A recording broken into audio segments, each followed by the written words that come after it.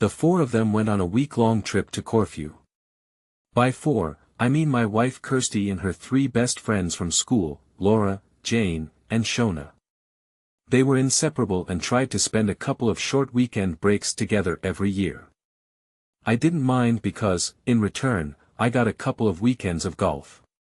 The week-long trip was unusual, but the package was last-minute and cheaper than some of their weekend trips. With short notice of rest time, they would fly out on Monday and return the following Sunday. This left me, Mark, in charge of our 15-year-old son Jake and 8-year-old Chloe. Not to say I can't cook, but Kirsty left pre-prepared meals for the week so that, God forbid, I wouldn't poison the children. The week started well, thanks to the help of both sets of parents. I managed to work, run to school, attend sports and dance clubs. I was getting pretty good at being a domestic goddess, thanks in part to Kirsty's instructions for the washing machine. Kirsty called several times, mainly to check that I hadn't done any permanent damage but also to remind the children that she missed them and loved us all. So, we made it through the week, and I was with John and Tony, Shauna and Jane's husbands, waiting for the girls at the airport. Laura was still single. The kids stayed home, engrossed in their devices, and I was at the stage where I trusted Jake to look after Chloe for a short time. I saw Sean and Jane trudge through the arrivals hall, looking tired, followed soon after by Laura. But there was no sign of Kirsty. The other girls' greetings seemed a little hesitant. While I was still looking for her, Laura asked if I had received any letters from Kirsty. I had no idea what she was talking about. The girls looked at each other wearily when Laura said that Kirsty had sent a letter which I was supposed to read, explaining why Kirsty hadn't come home. I immediately thought she must have been sick or had an accident and asked if she was okay. I was assured that she was fine but that she had decided to stay with friends for a couple of days. I never received any clear answers to my subsequent barrage of questions. I left the airport feeling both anxious and humiliated. When I got home, I eagerly turned on my computer, and it turned out that an email had arrived just after I left for the airport. It was no more than what Laura had said. Just because she met with friends, she had the opportunity to take a short boat trip, and she stayed a few days to do it. She hoped that everything was fine with us and that the children had gotten used to my cooking. At the end, she wrote that she loved us and would return home soon. I couldn't understand why she hadn't called and mentioned the extra stay. Then I realized she hadn't called at all for the last couple of days, and what kind of friends are they? I couldn't figure out who it could be. I called her on her cell phone, but the call went to voicemail. So my message was short and sweet: try to pick up the phone. Perhaps she was on a voyage where there was no connection, but I had a very uneasy feeling. I tried calling again, but there was still no answer. Then I started calling 3 of her friends. They had to know something. Shauna's husband, John, said that I should come to their house at 9 o'clock in the evening. When I arrived, all the other girls and Tony were there, and the situation seemed tense. John started the conversation: "Mark needs to know what happened." "Come on, Shauna. Last night, we met a few guys at a pool party in the harbor and went to their house for drinks. It was a simple party." Kirsty started talking to the owner of the house, a guy named Samuel. Tony interrupted: "According to the version Jane told me, there was more to it, kissing and cuddling. They were all having a great time on some rich bastard's yacht." Shauna looked at Jane, but Laura spoke up: "Wake up. It wasn't like that. A couple of guys tried to hit on us, but we brushed them off. And when they got too pushy, we left." "Well, we left, but Kirsty stayed." "Crap," I said, although I didn't realize it. I tried to convince her to come with us, but she was determined to stay. Shauna chimed in: "They didn't do anything, Mark. They just talked. I guess she didn't come back to the room with you. She came back at lunchtime today and announced that she was staying for a few days. She took her things and left.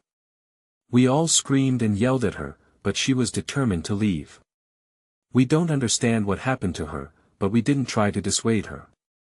So, she stayed there with some millionaire, I guess.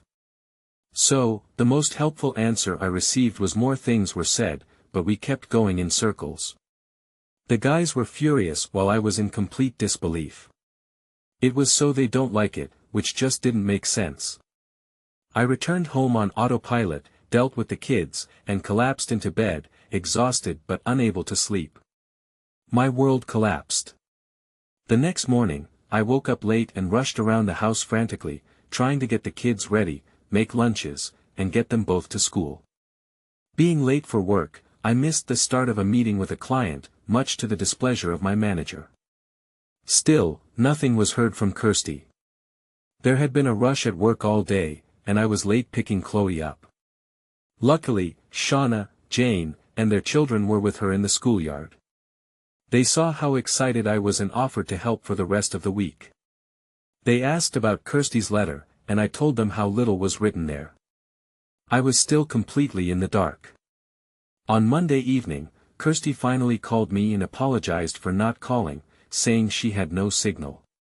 Without taking a breath, she talked about the opportunity to go on a sea voyage with friends and how this opportunity was too good to pass up. I let her continue and then said, "So, will you stay with Samuel on his yacht?" The silence was deafening. "Mark, it's not what you think. I think you live with a millionaire. You left your husband. You humiliated me in front of our friends, and you don't have the decency to keep in touch with your children. It's just a few days. I'll be back on Thursday. Don't worry about returning at all." I hung up. What kind of complete, is this? The phone rang several times, but I ignored it. I received an SMS, "Sorry, the first flight is tomorrow at 15. Now we need to talk. Tell the children I love them." My anger reached new heights. We need to talk and tell the kids I love them. After she ignored them, she has to be kidding.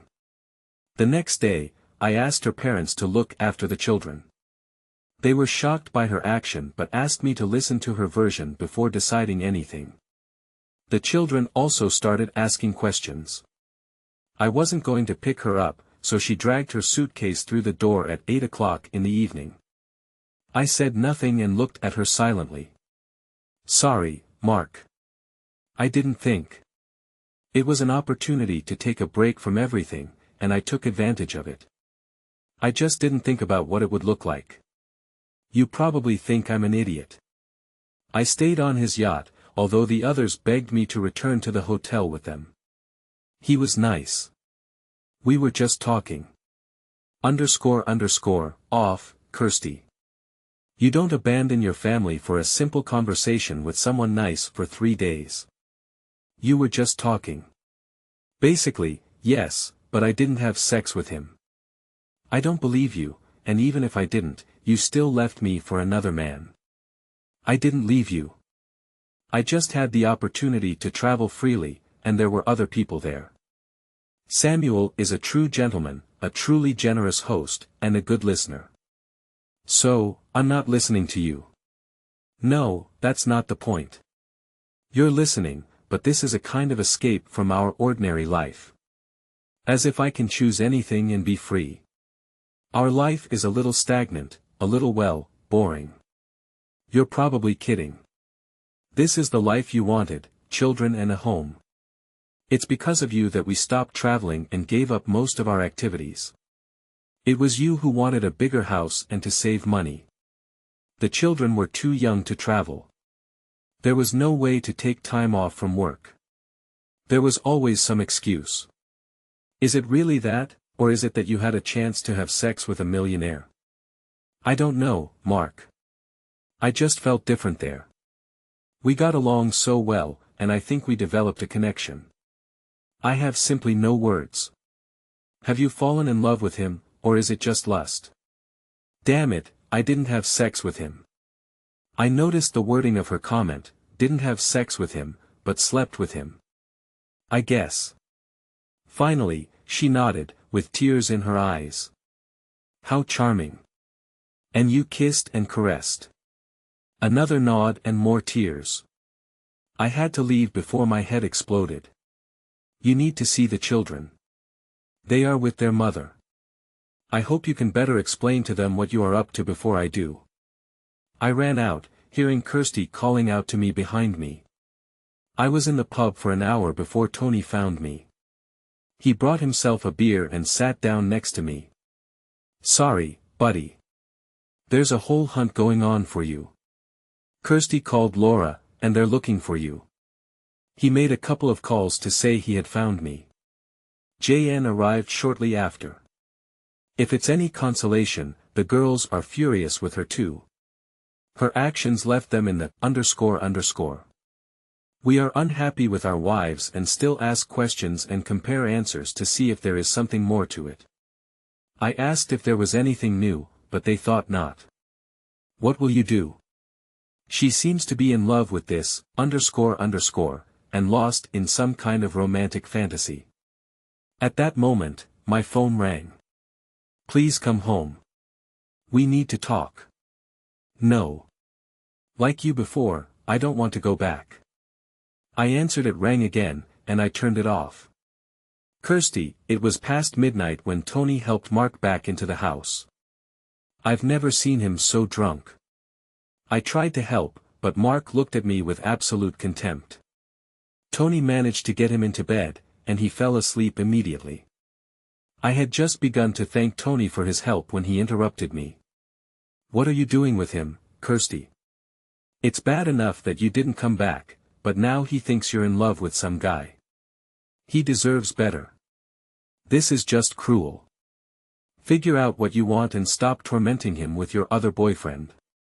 With these words, Tony ran away. I looked at Mark and was very upset. Tony is right. He doesn't deserve this. I'm selfish. He moved while I undressed him and put him to bed, leaving a basin, a glass of water, and 2 aspirin nearby. I was so confused. Mark is such a good man and a great father, and I hurt him. I still love him and cannot explain my actions with Samuel. Maybe because Samuel only looked at me and talked to me and not to Kirsty, his wife or mother. He made me feel special. Anyway, I need to forget about all this and become a good wife and mother again. At this moment, I received an SMS, "Are you okay?" It was from Samuel, and I ignored it. The truth was that I was far from okay. I hurt the people I love. Besides Mark, I have to make it up to Jake and Chloe. They knew something was wrong. Then, in front of my friends whom I put in an awkward situation, the looks of disappointment I received from Mom and Dad when I went to pick up the kids were devastating. The next morning, I tried to talk to Mark, but he wasn't interested and seemed annoyed that I saw him drunk. His only words were, "Don't worry. This won't happen again." He went to work looking shabby, and I started getting the kids ready for school. This was the beginning of trying to return to normal life. Over the next few days, I kept getting more text messages from Samuel, worrying me and asking if I was okay. I resisted the urge to answer them. Days passed, and I still couldn't get through to Mark. We talked only about business and for the sake of the children. We tried to maintain a pleasant facade, but everything was terrible. I started to cry again when the phone rang. I answered without looking. It was Samuel. When he heard how things were and how upset I was, I could barely stop him from coming for me. I repeated the conversation that had taken place the day I returned about how much I loved my husband and children and that I should return to them. Then I explained all the pain we had caused them. He said he was lonely and that he missed me. I felt the same way, even though I live in a house full of people. He asked if he could see me to make sure I was okay. I refused, but he continued to insist, saying that he would book a local hotel and begged me to meet. Samuel kept texting and calling, and eventually, while the kids were at school and Mark was at work, I went to his place for lunch. He hadn't changed and was still worried about me. It was a relief to have someone I could talk to. We chatted casually, and for the first time in weeks, I felt better. I agreed to meet him next week. The more Mark moved away, the closer Samuel became. He was so caring and apologized for the problems he caused me. I was so pleased to see him. He felt like my only friend at the fourth dinner. I went to his hotel room, and we made love for the first time. I was overwhelmed with emotions.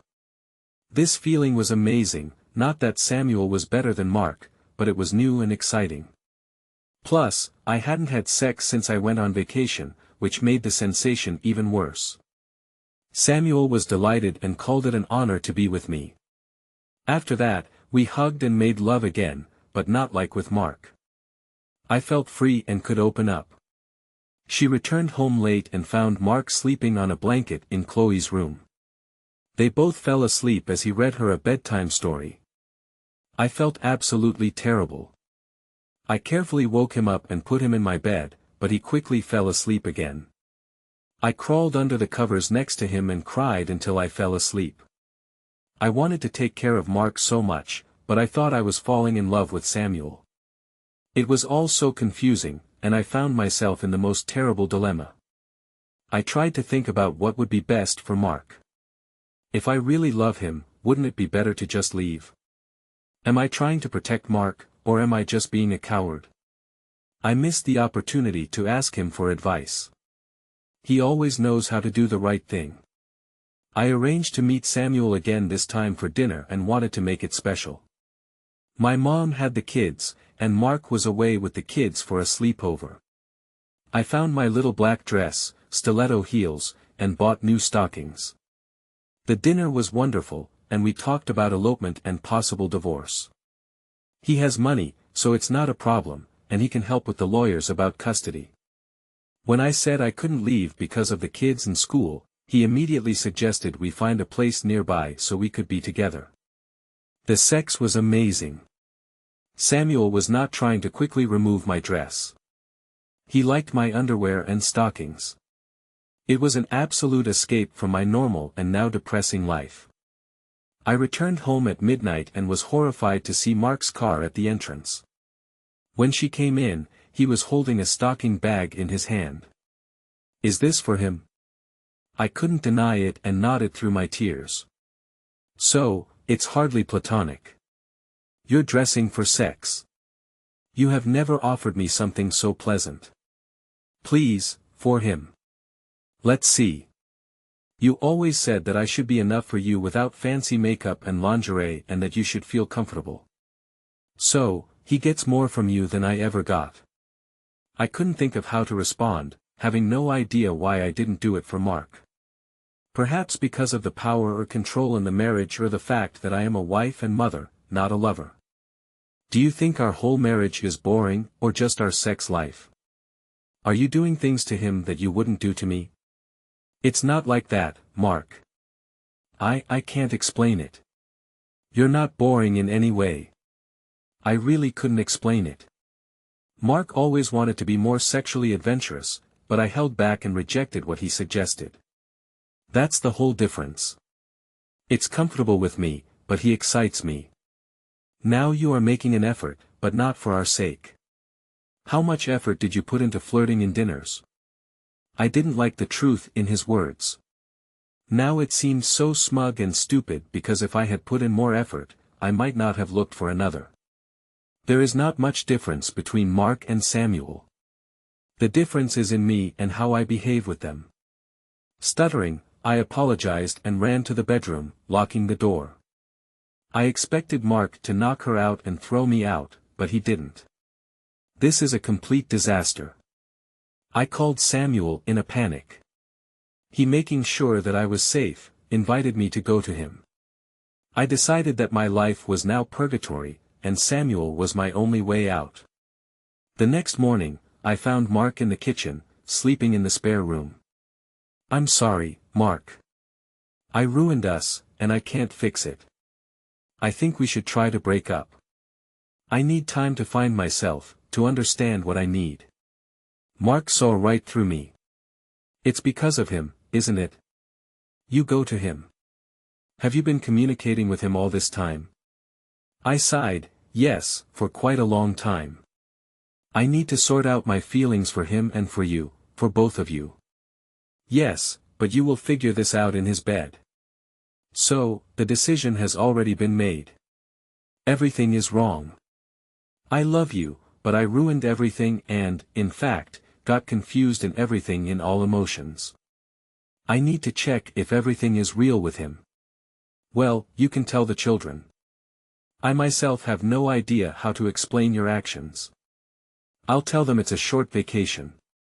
Don't be stupid. They'll be waiting for you to come back, but I really can come back. Mark looked at me incredulously. What makes you think that it depends on you in any case? I want you to leave tomorrow and never come back. What about children in school? Seriously, you ruin our lives and decide that now this is what is important, that I, as usual, will come up with something, and you blame it on another fun thing. Go and find yourself. Most likely, you will find yourself in his bed. I was confused. It never occurred to me that Mark would snatch the decision out of my hands. In parting, he said, tell the truth to your family and friends. I won't lie for you. I left the next day. Packing was terrible. It felt wrong, like a mistake, but I had burned my bridges with Mark, and Samuel was so excited that I was coming to him. I looked around the house one last time. Mark is right. His idea was mine, and I love this house, but even if I get it back in the divorce, I ruined our happy home. I told the children that this was a trial separation, but it did not cause shock. They knew that something had happened. It was much more difficult to tell Mom and Dad. Mom just cried and asked me not to do it, but Dad could barely look at me, shaking his head. I went to Samuel's hotel. Usually, being with him made me feel better, but not this time. We stayed there for a couple of days before he asked me to leave. We returned to his yacht in Corfu for a couple of weeks. The sex was great, but I missed the kids and home. I didn't sleep well and, of course, felt guilty.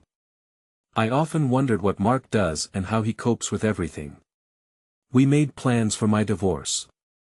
Samuel dealt with lawyers who contacted Mark, and we found a luxury apartment near the school that we could rent until the divorce and the house were resolved. I tried to call my friends, but they were not interested.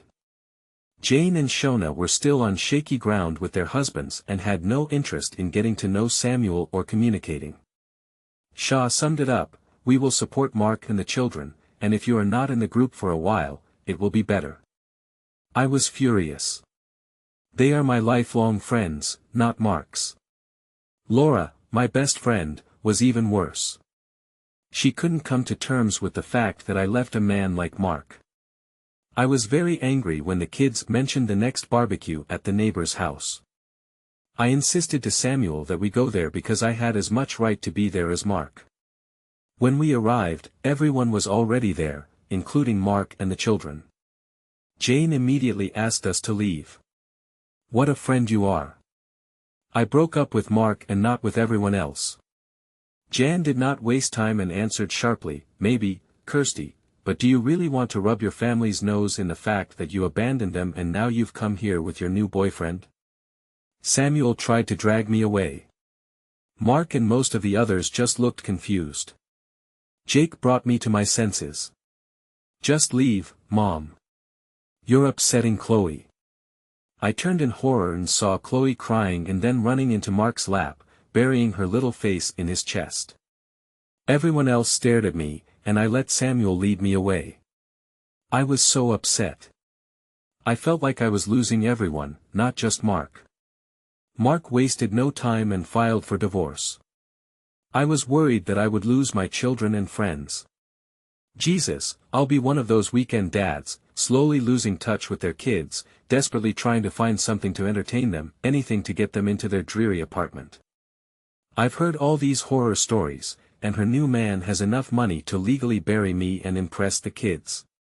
I was terrified to hear about the kids' first trip on his damn yacht.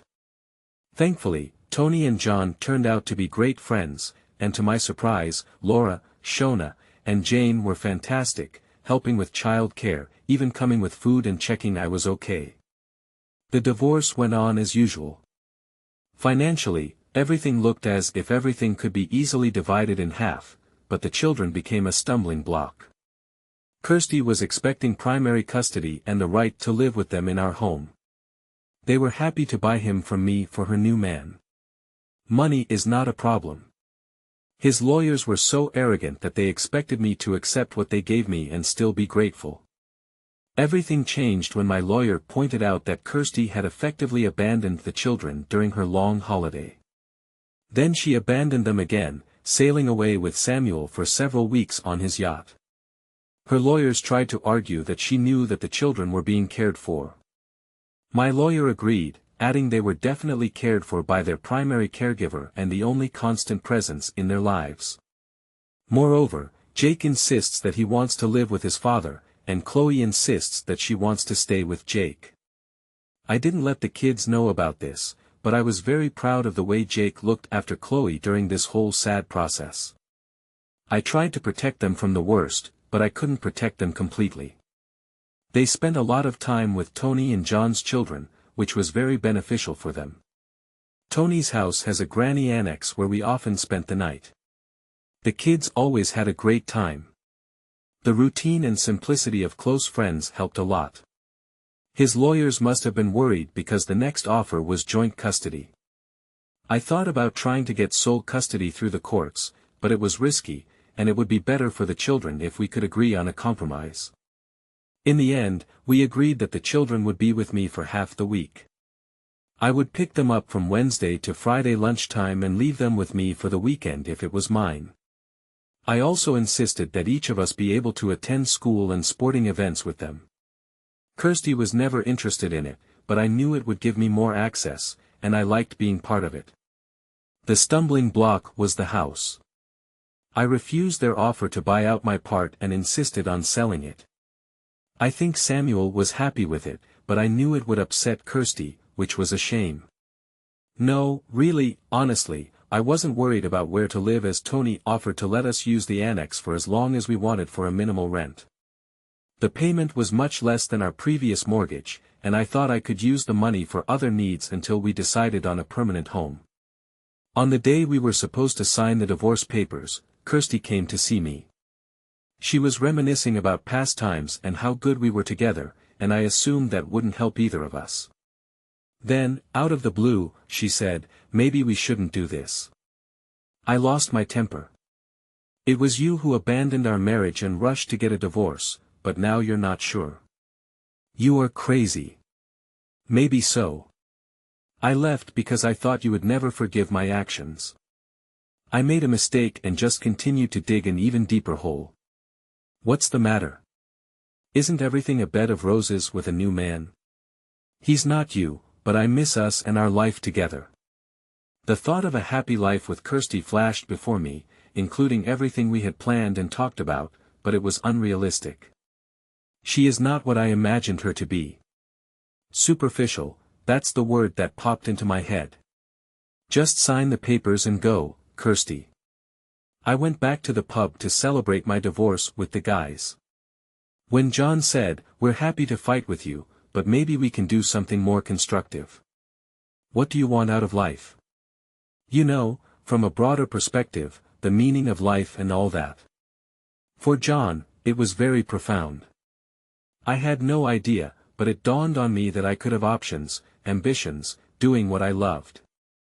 Of course, the priority is the children, but perhaps I can do something more than just survive.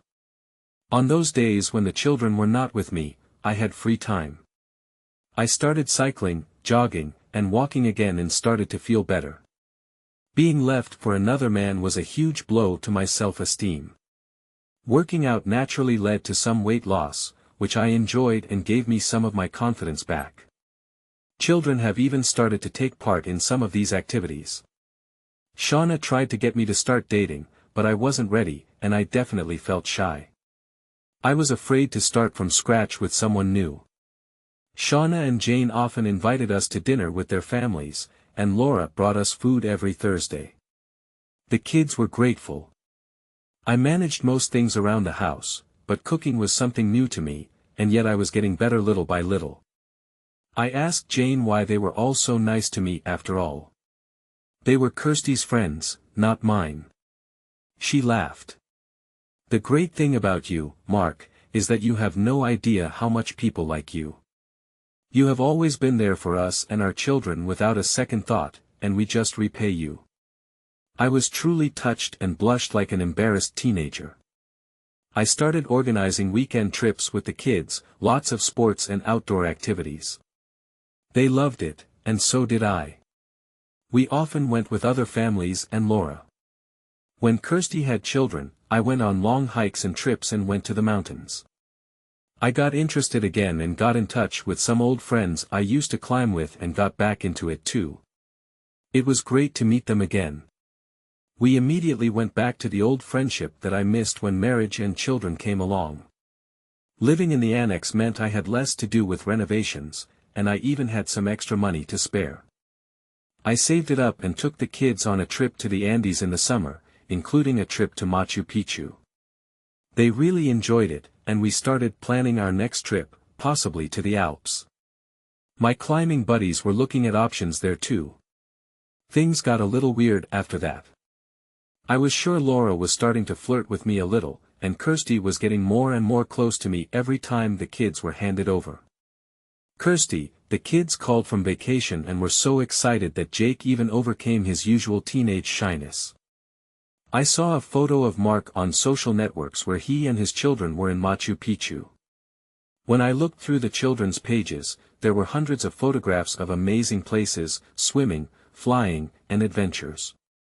I wondered if I was the one who stopped him from doing all this before because now his life seemed not boring at all.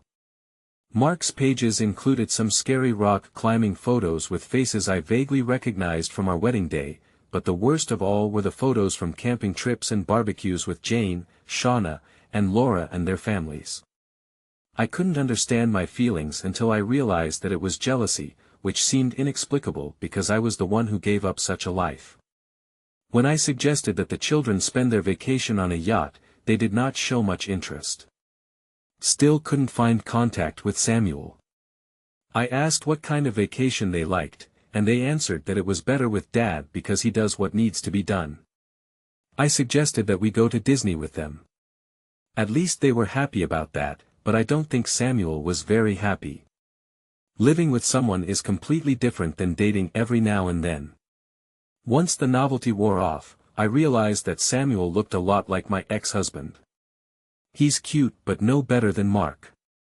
They are both essentially good people. Samuel had difficulty adjusting to life with children and the amount of time it took up. We couldn't just pick up and go on a trip at any moment, leaving them behind, and they were not at all interested in city trips, elegant restaurants, and hotels that Samuel was used to. He tried very hard but began to resent that he had to adjust everything to my old life. I missed my friends and family. I missed Mark. I thought about him often, remembering the quiet comfort of each other's company. What was missing was just having him around, my best friend who always gave great advice and always found a way to make everything better. My intuition told me that Mark was the one I truly loved, the person who carried me through the difficult periods of my life. It was a terrible time right now, but Mark wasn't there to help me. I threw it away. This realization was quickly followed by tears. I went to drop off the kids, and Laura was there. I was glad to see her out of everyone. She was my closest friend, but we hadn't talked for so long. The children ran inside. Laura said she had dropped off food and I thanked her for helping Mark with the kids, saying she was a good friend. She joked that he had always been a terrible cook. We asked each other how things were going and responded politely. I saw her hesitate before saying, "I don't understand why you did this. I was always protective of you until came along, but together you guys were perfect. Then children made you complete, and I was so jealous that you had everything I always dreamed of, and then you threw it away." I had a hard time finding what to answer. I don't know. I got confused, got caught up in something, and couldn't get out until I realized I was in too deep. "Well, I hope your loss is to my benefit." "What do you mean?" "I always joked that if I had seen it before you, I would have taken it for myself. Well, I'm serious. We always got along and had fun. He's still in pain, but I'll help him get back. You mean you and Mark? Of course, if he accepts me. He's so much better than any of my previous boyfriends. You're crazy to kick him out, but you can't. I can and will do it. Next weekend we are going camping. Look, it's better for all of us. We are friends, and we can deal with the children among ourselves. It will be much easier than an evil stepmother who will scold you at every opportunity. I felt tears of disappointment and jealousy in my eyes as I watched Laura leave. Did she really take the first step so quickly? I wiped my eyes and entered the annex. The kids ran to their rooms, no doubt immersed in their phones or laptops. I smiled. Mark was in the kitchen, trying to heat up Laura's food. He looked fit, handsome, and was completely discouraged by the microwave. I asked if we could talk. He looked slightly puzzled but nodded towards the table. Mark, what would you advise a friend if he made the biggest mistake in his life and didn't see how to correct it? It's hard to say without knowing what the mistake is. Isn't it obvious? He shifted uncomfortably. I'm sorry. I'm sorry about all this. I want to go back. He looked truly shocked. To be honest, Kirsty, you did me a favor. Doing everything for you in our marriage, I lost myself. Now I like my life, traveling, communicating with children and friends. I work to provide for our family, and now I started doing what I love, and this is just the beginning. Anything is possible. You said you needed to find yourself. Well, I guess that's what I did. I found something, maybe myself, but what if you had it all and someone special to share it with? Does Samuel know about your sudden change of heart? I shook my head. So, you're still hedging your bets. I thought I was too boring for you. Has the excitement gone with him? I never said that, and now you're making fun of it. If there's one thing I regret, it's holding you back and not giving you everything that passion for life that you have shines through. I'll beg you if it helps. Mark took a deep breath. No, it won't help. The consequences for the children and for me are too strong. I realize that I don't know you, and I can never trust you again. For the sake of children, we can be polite, but no more. I tried to leave before the tears turned into a stream.